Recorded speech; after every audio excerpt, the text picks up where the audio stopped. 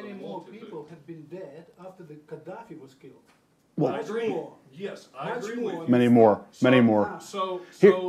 What I was suggesting, just do intervention, stop him, Not professor let deciding him maintain power. You Let give him false- maintain you, power. You give a false impression that professors are deciding the U.S. foreign policy. well, here's Yes, but it was a let me. suggestion, and the theory was to prevent that chaos, prevent all the slaughter, to do simple intervention and stop. But this is also. They did not do that. Yeah. Then Gaddafi was killed, and then it became a failed state. And absolute rogue regimes, there's like 17 factions, Yeah. I think. There's a point here, though. So you got a lot of idiots that took over after and pushed it beyond just simple intervention. And I agree with you 100%, and it still pisses me off to this day.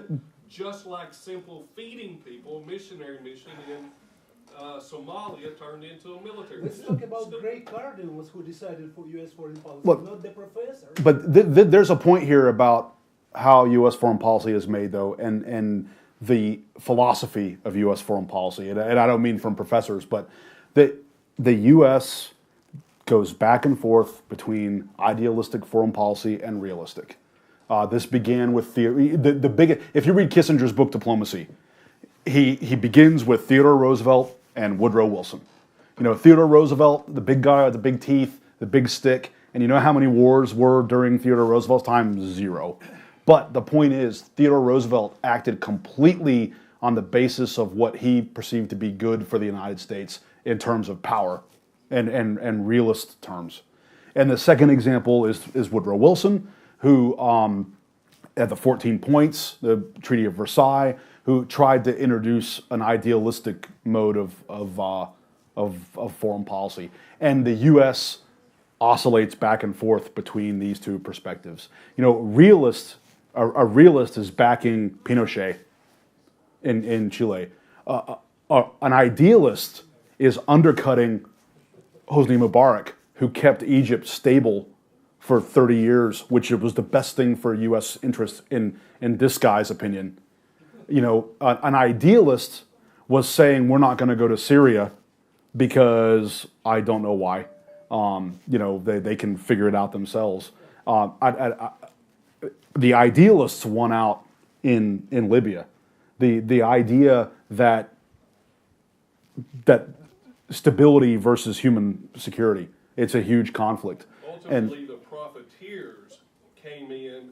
That's, you know, I was talking to the person that was traveling with Ambassador Stevens, saying, "Do not arm those rebels." Yeah.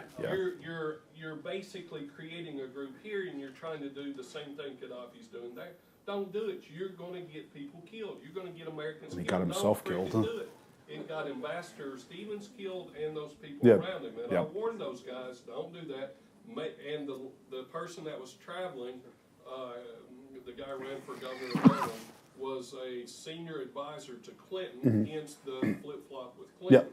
When they started doing that, based on Ambassador Stevens' idiocracy, and that guy and Clinton together trying to, you know, have equal arming there, which was stupid, and ultimately it led to Gaddafi's death and failures. So ideology of having constructive foreign policy over destructive foreign policy is a good ideology. It's when the profiteers and the idiots take over afterwards where it becomes a real problem. What's your question? I was going to say, it sounds like a lot of times there's emotion that kind of is surfacing as these things act. I would have assumed, knowing how much money the United States throws at this, how many people are looking at these issues, that there must be a playbook that at least generally outlines the strategy, has played the chess game out to a certain level. The details change. For example, Russia walks into Estonia to challenge NATO. Somebody's got to have evaluated that scenario in the United States and has drawn out who would be involved, allies, actors, and have an active discussion around that. But we absolutely do, especially military planners. Who's going to intervene if Russia gets into Estonia? NATO is not going to intervene. Oh, I disagree. Yeah, But- That's a good question. I'm sure. Would they in that scenario? Or is major, like that also leads to these major powers I agree with versus this gentleman smaller over powers. here. months before Georgia, when Russia went in to take the port city, Not in NATO. I was telling those guys, Irrelevant. stop those stupid exercises with Georgia. And Saakashvili was running his mouth against Russia. You were threatening their border security. Dumb. Bush was an idiot. He was, trying to do business. I knew within my mind that that's exactly what would happen, and there's not a damn thing we were going to do. Now, there are lines, but in reality, you don't have to do all that silly stuff. Just be constructive, get along, focus on trade and economics and, all this little silly stuff. The world is not at war like you gave. You've got competitions, you've got regional geopolitical politics and stuff, and you respect those to a certain degree without making it a problem. Let's hear, why do you feel as though we would intervene? Oh, in Estonia? If we wanted to Well, if we challenge don't, NATO. if we don't, NATO's dead, and the whole Atlantic Alliance is dead. Half dead. That's I mean, this is the Yeah. people in the Cold War. They had integrity. Now there's no integrity by any sort of kind of. I'm not gonna opine, but We can say I mean, these and discussions put to it Bill in the Baker. worst terms possible. If NATO is attacked like that, and you don't intervene, oh, it's dead. proves your point. Yeah. I'm sure. So even if it would be an unmitigated disaster, I think absolutely we would. I don't think it would be unmitigated disaster, but yeah, we would have to rush in to prove you wrong. And I think. I mean- Hypothetically, I don't even know alliance. why we're discussing it. It's because it's so far-fetched. Even in Ukraine, Russia's been nice to a certain degree on the border. A little bit of intervention and stuff. It's more of Really? a civil issue. No major things. Russia's chilled out. NATO's chilled out. A little bit of things, but in reality, it's not a major conflict, and it's been reducing. Have you been to Maidan? I was here. Where were you? Oh, no. Hey, man. This gentleman here, he deals with conflict resolution. He's done lots of theories at his master's level, and I think he would agree that conflict things are looking good. Conflict reduction in this region. Mitigation, basically, and then there's basically solving issues, I met a lot of those people prior to and during the Minsk agreements, to include leadership from Crimea, and they have done quite well negotiating, reducing problems. You've lost a few thousand people versus hundreds of thousands. So I think we've actually been getting into a little bit of debate, Yeah. but we have invited John here to be our speaker, so I would like to Okay. send it back to maybe some other Yeah. questions in the Yeah. audience. I'd be glad to leave. He's given opinions on stuff that I did, and I've written books about it. Look it up, Harvey Carroll. And, I did these things. He's talking Have a about nice Star evening. It Wars. was a nice discussion. Wow. Yeah, and he offered discussion and call only, so hey, y'all have a good evening. Bye. All right. Sorry about that. I don't know where that came from. Oh, really? So, It's I fun. think that he was. It's interesting that they. Point, in my world, it's like we have a kind of pyramid, like economy, then we have finance, then we have something which you need to Mhm. talk about, and maybe somewhere on the top of that pyramid, we should have people who decides in what future we should live. Yeah, So, yeah. but he was. Well, no, it's okay. I mean, it's an. And Yeah. economy is just so low.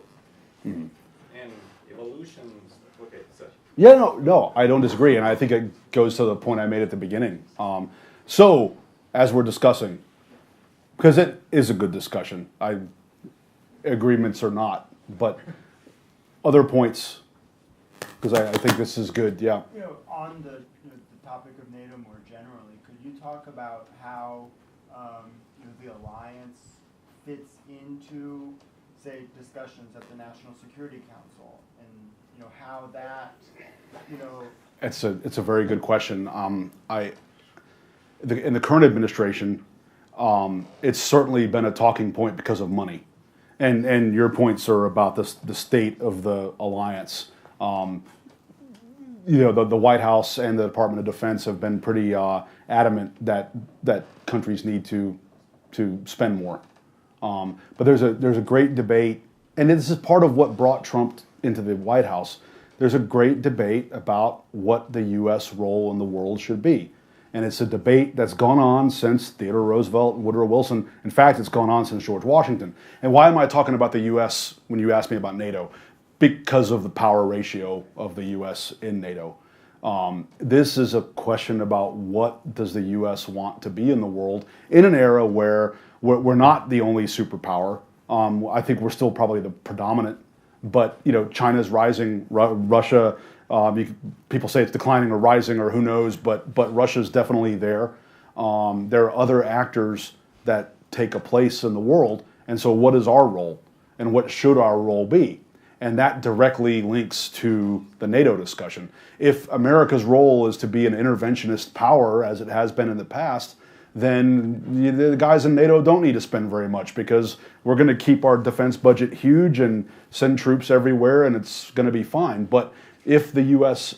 truly wants to redefine its role based on its capabilities, which are in relative decline, just even if relative compared to everybody else, maybe I think we're still absolutely the strongest, but relatively it's a decline. And if we want to recognize that, then if this NATO alliance is important, then you can ask the question, why doesn't everybody pay? We pay it. So I think it's a really valid question about the future of the organization. And if you listen to Secretary Mattis or Kelly, the National Security Advisor, they put great stock in the alliance and focus more and more on Europe. And it's been a big change because we didn't focus on Europe for 20 years. Obama famously said it, we're going to pivot to Asia. And then Europe and the Middle East got a vote, and that pivot never happened because these areas are critical to the world. So did that answer the question at all? I think so. So it sounds to me that, I guess I might not have asked a very clear question. Or I could be dancing, you never know. Obviously NATO doesn't have a representative in the American government. Right. Because we're a member of it. Yeah, yeah. I guess what it sounds like what you're saying is it is more of a one-way street and less. Well, so ultimately the United States acts in its own interest. Yeah, but that's why Merkel and Macron, they just decided lately they're going to increase European military component. Right, right. They're going to invest in their own power. Why should they invest in NATO forces? That's an observation about what they think. Yeah. And the rise of a European independent foreign policy and defense policy is part of this same thing. It's a response to Trump policy also. Yep. Well, Trump said something in Davos, right? He said, "I'm going to look out for America first." But the second part that doesn't often get shown, but he said right afterwards, he said, "And I expect every other leader in the world to also look out for themselves first." Now that's not a very globalist perspective, but I think it's an accurate one in a world where anarchy still reigns, where there's no overarching world government. That's about as theoretical as I get. If you can't tell, I'm definitely a realist. So I not unfair to go at somebody after they've left, but I think stability matters in the world greatly, and obviously human rights are important, but stability is really important, and a lot more people get killed by instability than get killed by the other way. That is absolutely my opinion, but yeah. Okay, so some more. This is actually pretty good now. May I ask what about something happens like chemical, biological weapons in Iraq? Mm-hmm. They claim there, but they don't. Yeah. And they don't have responsibility, for example. Yeah. Who did this? So you're talking about the lead up to the invasion Leaders, of. just like Sarkozy. He took money and then make a war. Oh yeah. So you said sorry. Can you say again? I'm not sure I follow. The leaders Yeah. make some decisions Yep. on their own Yep. for their own Yeah. benefit. And so Just you. not for benefit of the country. I think they should go to jail. For I see what you benefit mean. of all people. But are you directing that at a specific? I mean, when America went to war with Iraq, Mhm. they claimed there some. Oh, in the But- specific case of the second Iraq War. Yeah. Okay. Okay. It. There are personal politics involved for sure. They talked about it. Bush's father was attacked and all this risk, but you talked about neocons and so you had the catalyst of 9/11. I don't think there would have been a second Iraq War if it weren't for 9/11. You disagree? No, yeah, because I happened to work for some American Yeah. sort of Pentagon. So I know from the end of 90s, beginning of 2000, there was already talk about the wars. First, we were going to take Iraq, then Syria, then Iran. It was 19 years ago. But Iraq was already dead. But to bring it back though, because I don't necessarily disagree, but that wasn't being driven by the personality of Bush. That was being driven by a group of philosophers and scholars, the senior of which was Don Rumsfeld and Dick Cheney, who had the political sort of neocons. What is that? Did you read Fukuyama's book, The End of History and the Last Man? I mean, Fukuyama was a neocon. And if you view this triumphalist view that Western civilization had won in 1990, and that in effect political history was over because the Western way had triumphed, and that's what it was gonna be. I mean, that's the basis of the neocon sort of principles. And then you look at it all kind of ties together with the neocons because you've got this triumphalism, you've got a fetishism of technology because Rumsfeld led the one of the first studies of the ballistic missile defense in the 1990s, which led to the missiles that may or may not that sometimes are in Poland and sometimes not. The missile defense system, which is a triumph of American technological fetishism. And then you've got this idea, which I personally believe highly mistaken, that American democracy can be exported. I think it absolutely can't be. I'm not what do you call the preachers who go out and I don't spread the praises of American democracy around the world. I think it barely works in America. It's like Churchill said. We have the best system in the world, except or the worst one in the world, except every other one. We have a great system in the United States that works. I don't think you can export it. I don't think that any one parliamentary democracy model is perfect for export around the world. Everyone takes a political philosophy and a historical background that leads to it. And so all these ideas came together to the idea that we could democratize Iraq. I know a follow-on question of Iraq is about the oil. All I can say about the oil in Iraq is that if that really was the plan, that we were going to get the oil, we were really stupid about it because we gave all the oil to the French and the Chinese and other people. So it's hindsight, but I reject the oil argument. If it's true, then wow, we fumbled that ball really, really badly. But yeah, I mean, I see your point about the decision-making for Iraq, but the decision-making from Iraq wasn't from the personality of George Bush, which I think is you're talking about presidents' personalities and their impact. I mean, some people give actually a lie about something. Yeah, I see your point. Yeah, I mean, Like it's not American, it actually was political blame. I don't know what to say because I'm gonna. No, he said he then admits that what he The- said about weapons Yeah. it was not true. Here's the thing. Saddam Hussein. I'm dancing. Saddam Hussein damn well wanted the world to think he had that stuff. And he paid the price for making the world think he had it. Because if you look at what the Iraqis were saying, they absolutely, you see what I'm getting at? Now, I don't deny, obviously, when Colin Powell went to the UN and he said the trucks and the movement, obviously that stuff was bad intelligence and not real in hindsight. I know, but I mean, he yeah. admit Yep. Tony Blair Yeah. that he was lying actually. Yeah. It's just was. Oh, yeah, sure.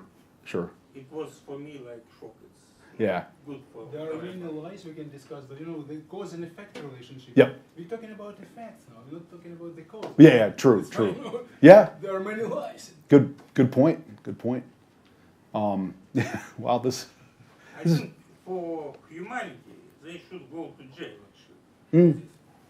Just But if you start that, then the line for jail is going to be very, very long, right? I think there won't be enough jails.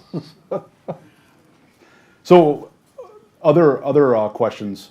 I mean, I think okay. So my research was on foreign policy decision making and framing. So we talked about the foreign policy decision making piece, I think, quite a bit. The other side, and I was very disappointed, was about framing, and that means how do you convince the American people and your audiences that intervention is a good thing. And because I was a public affairs professional, and I thought that would relate it to my work, then everything would tie together for my career and my academic aspirations. And sadly, I was very, very disappointed. I was hoping to find out that the discussion of an event would go concurrent with the discussion of how to frame it, how to explain it, how to get support. And I found that really wasn't the case. In almost every case, the decision was taken, and then they thought about how to get support, which, as a public affairs practitioner, really made me sad. There's a saying, why plan when you can react? But it's much better if you plan, as that guy probably would agree if he was a planner, as he says. That I hate to have that whole piece of the title of my presentation be dealt with so quickly, but it's just true. And I told you at the beginning, none of those interventions had a lot higher than 50% support, even when they began, when they were really in the news. And support always declined. And usually support would spike when a senior leader would make a great speech, like when Obama made a great speech about Libya about 3 or 4 days in, and support goes up that day, and then it goes back down. And no amount of cool videos of missiles blowing things up or great stories of embedded journalists will change that. Yeah.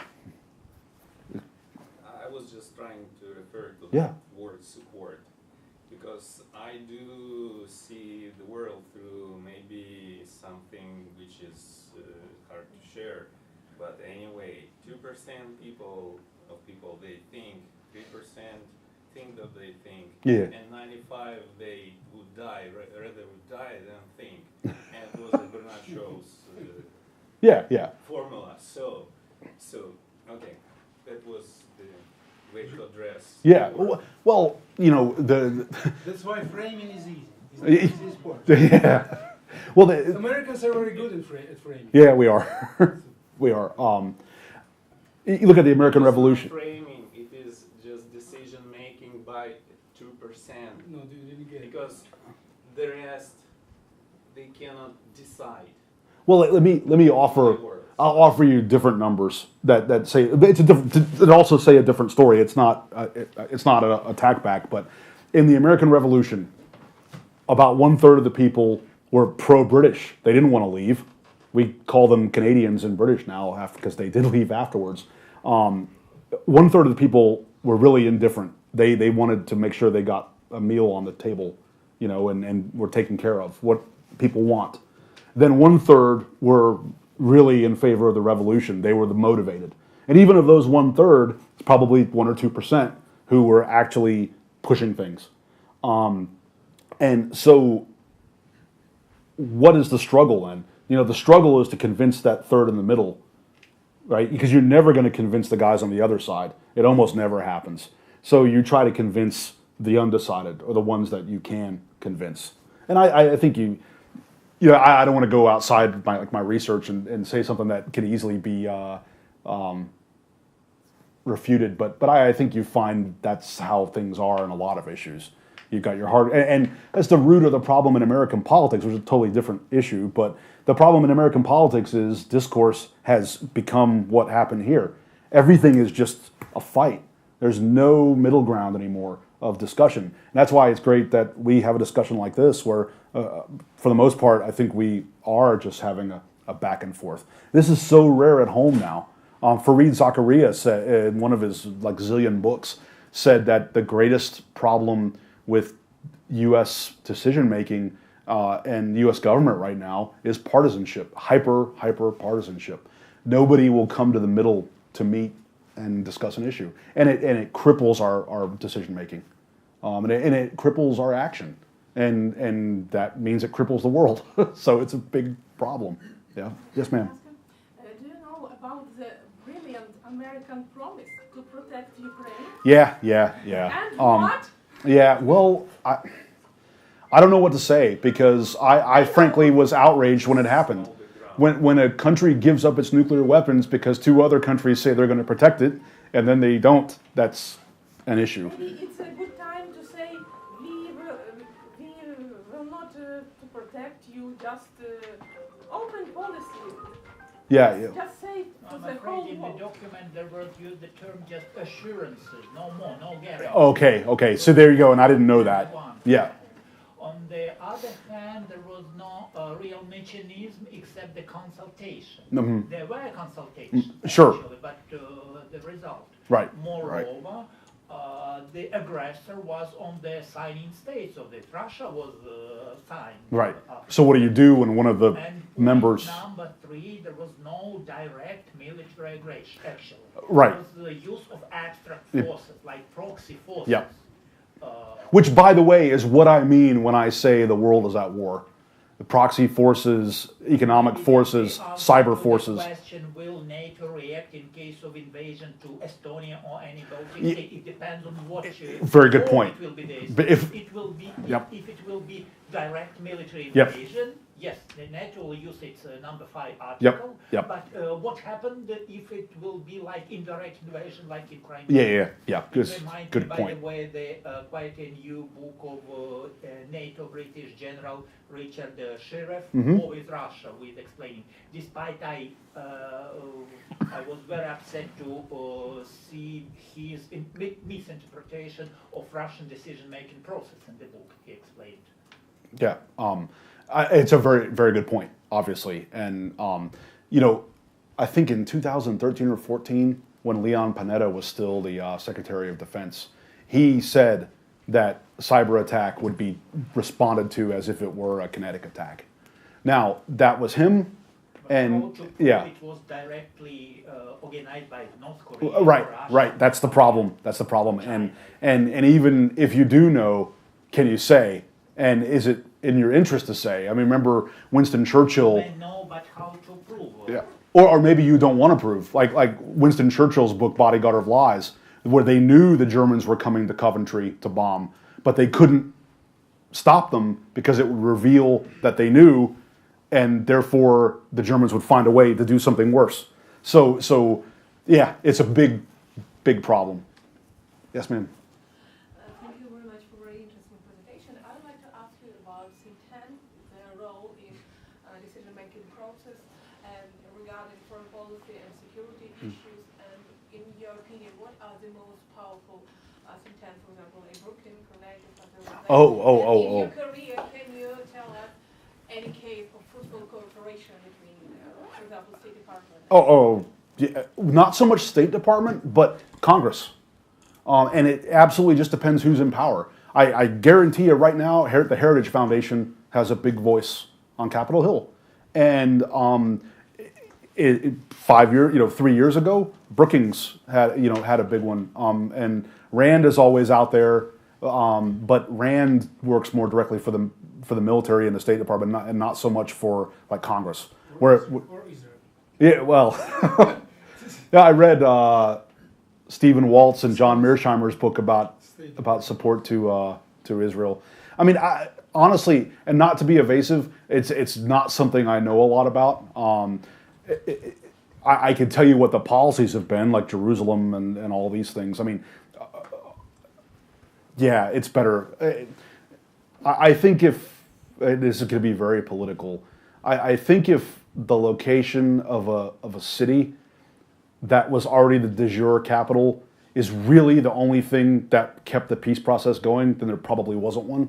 That's just my opinion. Now, I realize the recognition of Jerusalem as the capital of Israel is just one little piece of the puzzle that you're definitely talking about. It's a big public one, and it's a very loud one, but it's just a piece.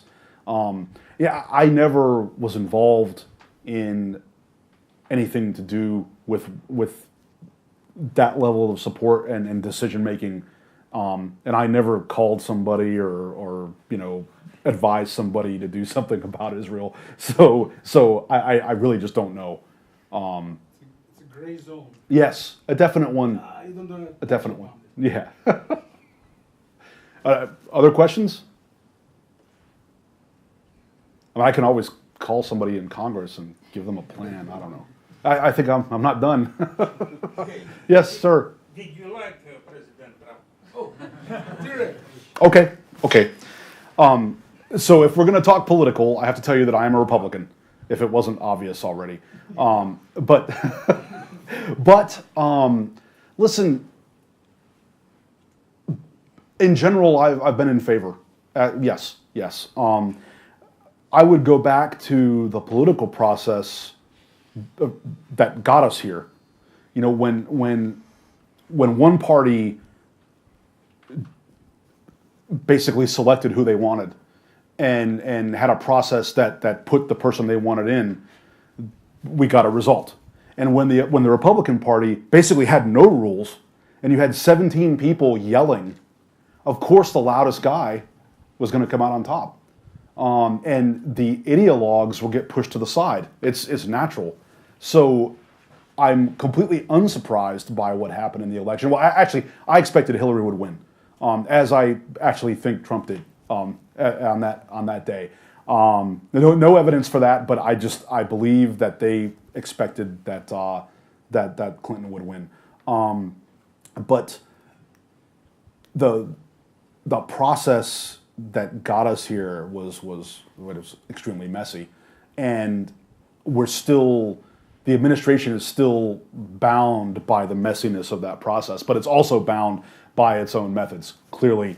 I find it interesting as a public affairs guy how things are done in this. And when I say interesting, I'm sometimes elated and sometimes utterly appalled by the way things happen now in the administration.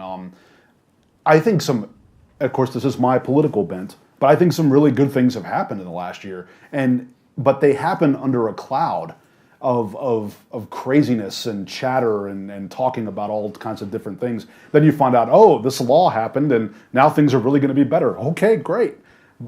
We definitely have a situation of the media being disjointed from the governing process in a way that I don't think has really happened before. I don't think that, I mean, the media tend to trend liberal, I think. Maybe not, but it's my belief.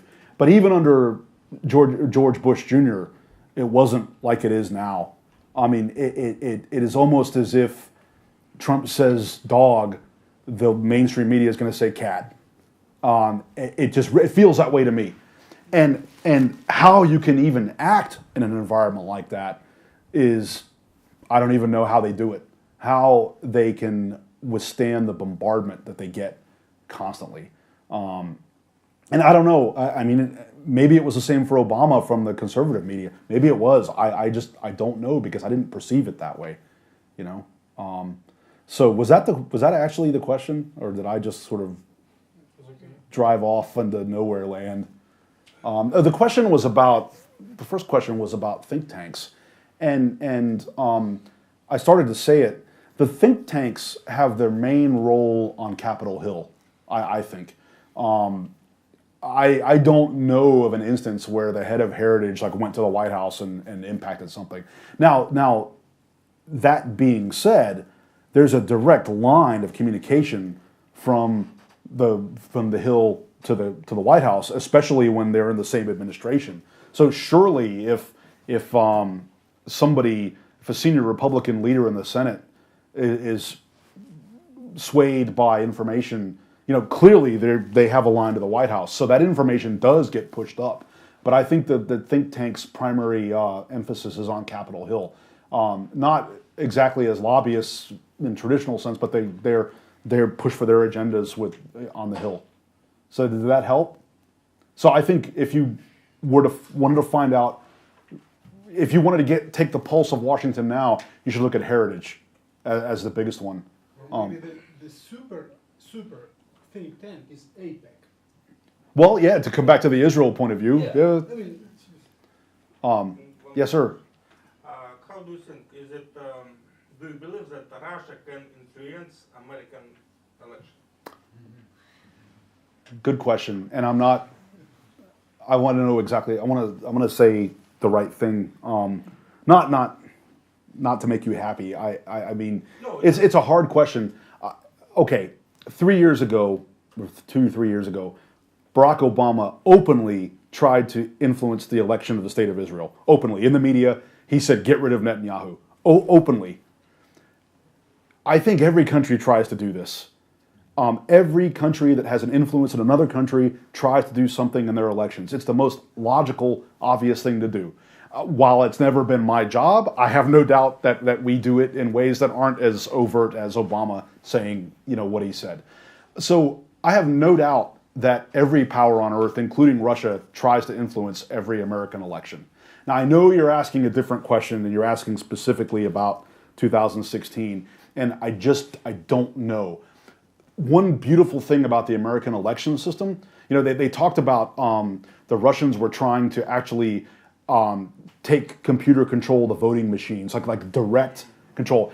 That's absolutely impossible. The electoral system in the United States is so broken because it's all decentralized down to the lowest levels. States and locals are responsible for running the election. It is absolutely physically impossible to physically take over an American election. That's my view on that. And again, I know you're asking something different. I think that you'll find that there's a hand in every pocket with every election, and there may be Miller will find out something or he won't. I personally think he finds out nothing. But if he finds a hand in a pocket on the Trump side, well, we already know through just the media that there were hands in pockets on the Democrat side too.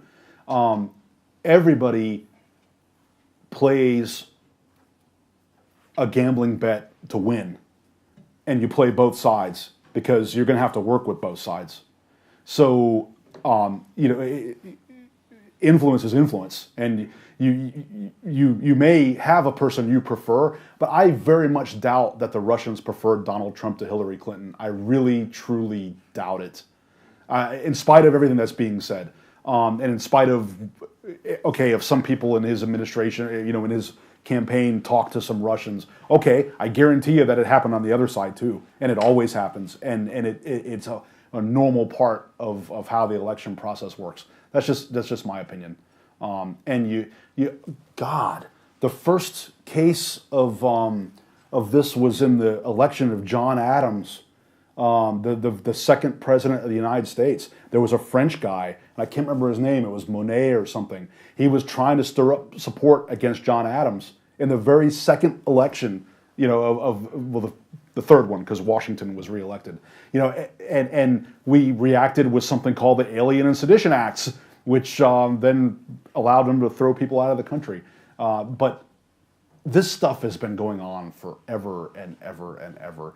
And it's just I think it's a symbol of how hyper-partisan things have gotten and how utterly biased the media is, that this is another thing to beat him with. This week, it's this. Next week, it's who he might have had a relationship with. It's like, what's next? And you know what? Well, you know what's funny? And this is going to be super partisan, but back in January, polling data was certain that that Trump was going to lose the House and Senate in September and November. Absolutely certain. It was taken as an act of God that the Democrats were going to come streaming back. And now nobody talks about it anymore. Nobody talks about it because the polling number now looks pretty good for the Republicans, which is crazy because with one exception, the party out of power always gets a big victory in the midterm elections. The only time it didn't happen in recent memory was Bush's first term in his midterm elections. He picked up seats. That's probably because of 9/11 and heroism, not hero, patriotism and heroism too. But so the idea that Trump, with all the hate that's flying around, might actually keep the House and Senate, it's absolutely crazy. And it says something about how the situation of partisanship in the media. And that again, totally this man's opinion. I think that says something about the situation of electoral politics and gerrymandering. I mean, Yep. there's a whole lot of places that, Yep, where there's no choice. yeah, where you can. Well, I live in the 3rd District of Virginia, Yeah. which is like 110 miles long and 3 miles wide, perfectly designed to enclose all the major African American communities in Virginia. You can And- lose a popular vote and have a Well- majority in, But- in the Congress. Yeah, well, the thing is, though, There's more that's broken than that you're right. media. You're absolutely right. Now, the thing about the Electoral College, I mean, you could say what you want about the popular vote, but that's not how presidents I'm are not talking elected. about the electoral college, Yeah. I'm talking about congressional districts. Sure, it's a huge problem, and it is something. There's so much wrong with it, right? Like the censuses only happen every 10 years, so it really matters who's in control of a state legislature when the new census data comes out, because that's when they look at districts in a big way, and so a lot rides on that, but it's so it is a huge problem. And like I said, I live in Virginia, and there are at least 3 districts that I don't know how they survive a court review. The And court said yesterday they can't review them. So. oh, really? Yeah. Oh my God! So I've been over For here. partisanship, yeah. There's, Wow. There's some precedent, for racial ones, but Yeah.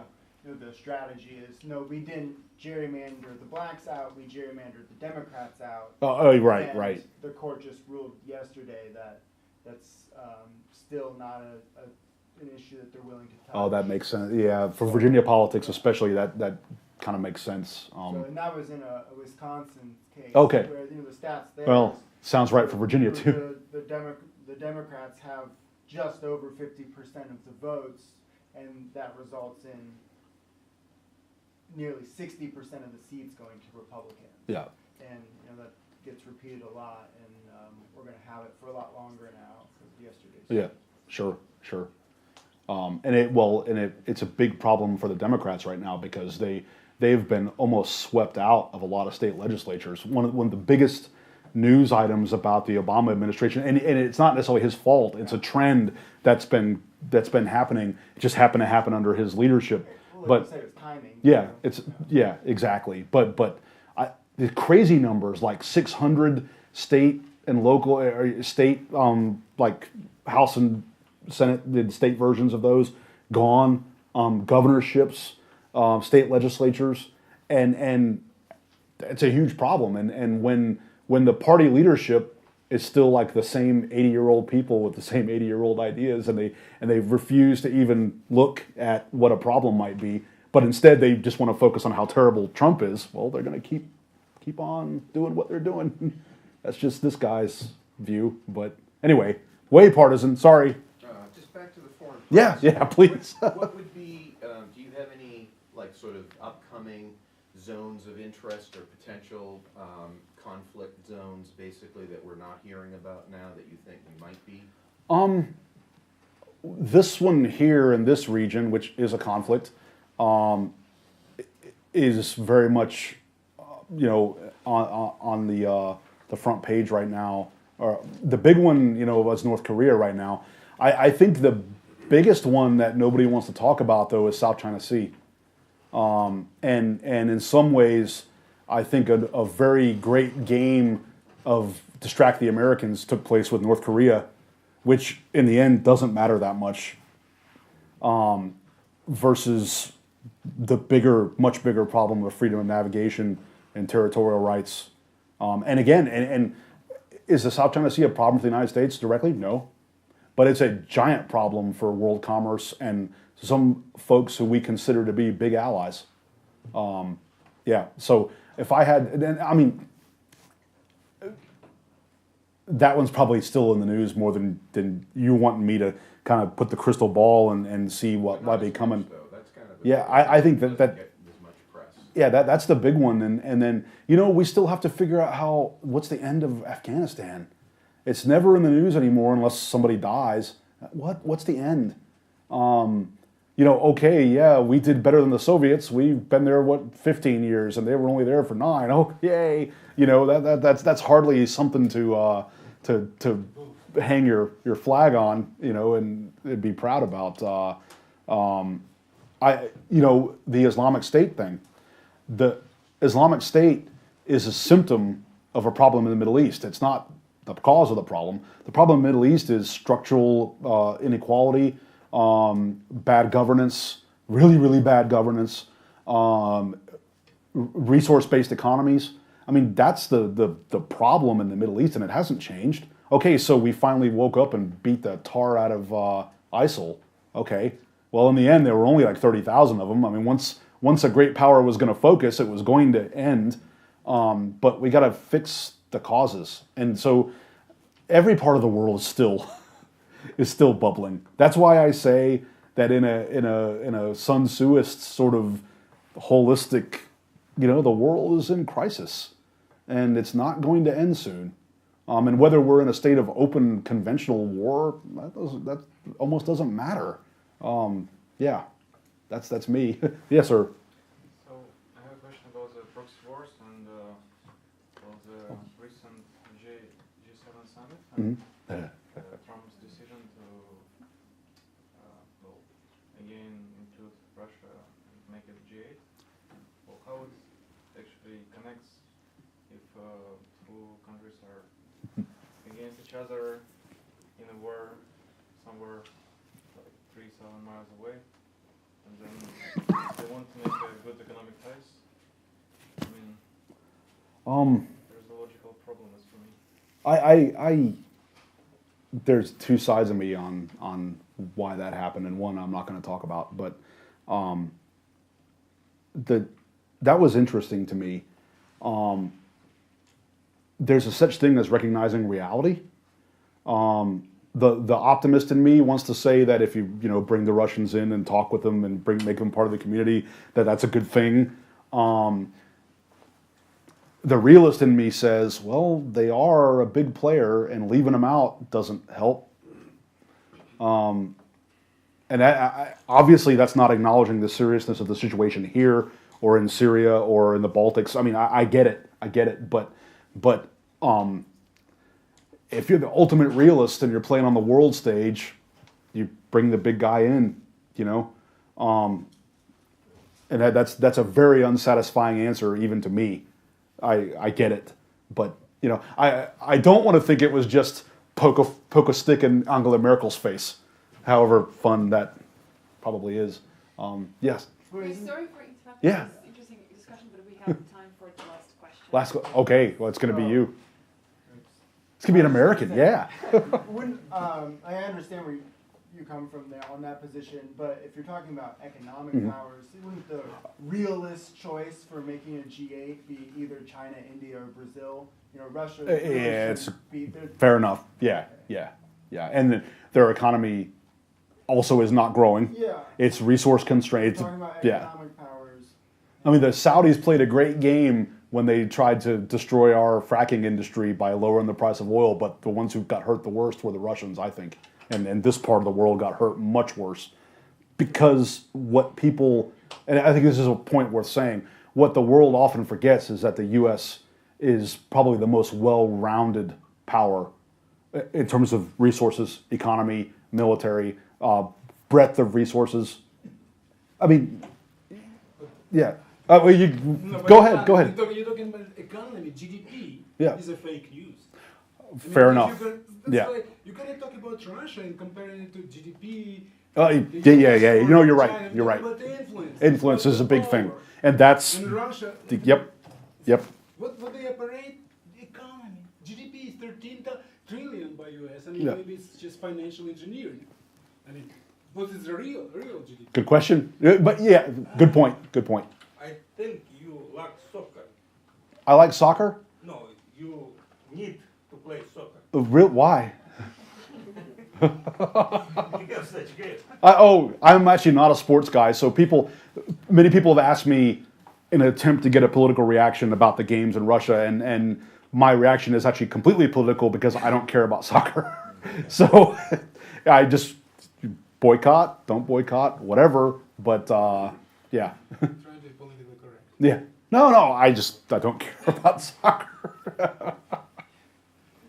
Well, thanks everybody. I hope and even the discussion was actually had good points to it. Nice discussion. Yeah, absolutely, and all parts. And sorry, I wasn't at Maidan. Sorry, but thank you very much for listening. And I'm here for a few minutes.